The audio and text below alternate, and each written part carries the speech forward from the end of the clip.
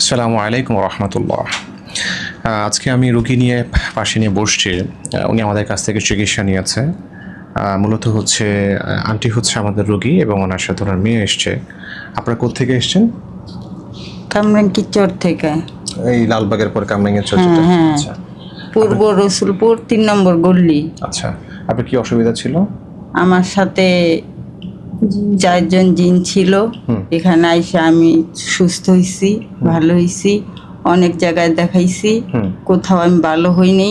আমার টাকা পয়সা অনেক খরচ হয়েছে, এখানে তেমন টাকা পয়সা লাগে নাই, আমি খুব সুস্থ হয়ে গেছি। আচ্ছা, আলহামদুলিল্লাহ। আপনার কি অসুবিধা হতো? আমি রাত্রে ঘুমাইতে পারতাম না।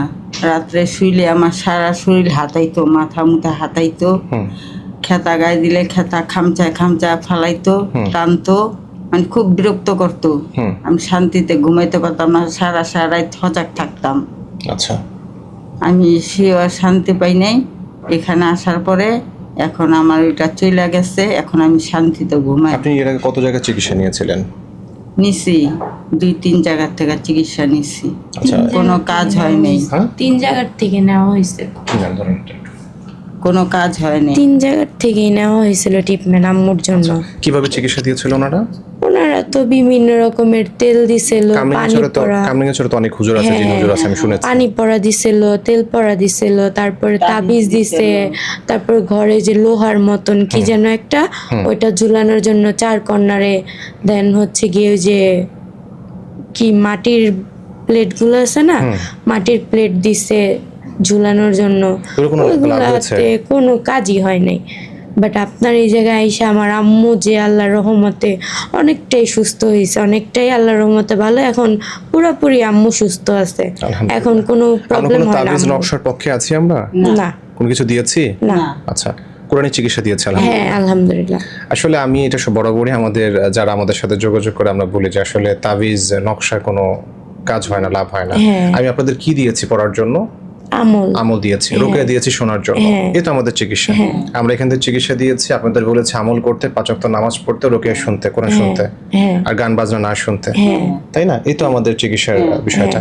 তো আলহামদুলিল্লাহ, এতে কি আমরা ফলাফল ভালো পাচ্ছি না? হ্যাঁ, ইনশাআল্লাহ ভালো ফলাফল পাচ্ছি। আলহামদুলিল্লাহ। এটা আমি বাসায় সবার সাথে বলি যে আমারে কোরআন বড় বা আয়াতটা পড়া আমারে জারছে, এখন আমি সুস্থ হয়েছি, ভালো আছি, আলহামদুলিল্লাহ। আসলে এটা আমাদের জন্য একটা বড় শিক্ষা, কারণ কোরআন হচ্ছে ঝুলিয়ে রাখার জিনিসটা, কোরআন হচ্ছে পড়ার জিনিস, আমল করার জিনিস, তাই না? তো আমাদের আমল করতে হবে প্রতিদিন। এবং রাসূল পাক সাল্লাল্লাহু আলাইহি ওয়াসাল্লাম আমাদেরকে সকাল সন্ধ্যা আমল শিখিয়েছেন, মাসনুনের আমল শিখিয়েছেন, যে আমরা সকালে ফজরের নামাজের পর পড়ে আমরা পুরুষের মাসেও করব, সন্ধ্যার দিকে অথবা আসরের পর অথবা সন্ধ্যার পরে আমরা পড়ে ইনশাআল্লাহ মাগরিবের নামাজের সময় আমরা পুরুষের মাসেও করে নিব। এটা কিন্তু আমাদেরকে আল্লাহ রাসূল আমাদেরকে শিখিয়েছেন। কিন্তু আমরা কি করছি? এটাকে ছোট আকার করে আমরা তাবিজে ঝুলিয়ে রাখছি, ঝুলিয়ে রেখে আমরা ওয়াশরুমে যাচ্ছি। আসলে কোরআন কখনো ঝুলিয়ে রাখার জিনিস না, এটা হচ্ছে পড়ার জিনিস। শেফা কে দিবে? আল্লাহ তাআলা দিবে। কে দিয়েছে? আল্লাহ দিয়েছে। কারণ আমরা আল্লাহ তাআলার পবিত্র কোরআন পড়েছি, যেখানে আল্লাহ তাআলা স্বয়ং বলে দিয়েছেন। আমরা যেমন চেষ্টা করেছি, যেহেতু আল্লাহ তাআলা বলে দিয়েছেন যে কোরআন হচ্ছে মুমিনদের জন্য, বিশ্বাসীদের জন্য হচ্ছে শেফা, আর জালিমদের জন্য শুধু ক্ষতি বয়ে নিয়ে আসবে। এখন আমরা আল্লাহ তাআলা পবিত্র কোরআনের উপর বিশ্বাসী ছিলাম, আল্লাহ তাআলা আমাদেরকে শেফা দিয়েছে, আলহামদুলিল্লাহ। আমরা এটা ঝুলিয়ে রাখার পক্ষে না, কখনো থাকবো না। এই জন্য সকলকেই বলি যে আসলে আপনারা তাবিজের বিষয়টাকে এভাবে দেখেন যে এটা আসলে ঝুলিয়ে না রেখে আমরা আমল করি ইনশাআল্লাহ, পবিত্র কোরআন পড়ি আমরা সে মাসেও করি, ইনশাআল্লাহ আল্লাহ তাআলা আমাদেরকে শেফা দিবে। আপনি কত বছর ধরে কষ্ট করছেন? 2 বছর ধরে। 2 বছর ধরে কষ্ট করছেন। এই 2 বছরে 3-4 জায়গায় গিয়েছেন, কোনো লাভ হয় নাই, কোনো কাজ ঠিক আছে। যেহেতু আপনাকে যেভাবে নিয়মগুলো বলে দেওয়া হয়েছে, আপনি সেভাবে ইনশাআল্লাহ করবেন। আশা করি ইনশাআল্লাহ আল্লাহ তাআলার রহমত, আপনি সামনে ভালো থাকবেন। আমাদের জন্য সকলে দোয়া রাখবেন। জি, আসসালামু আলাইকুম।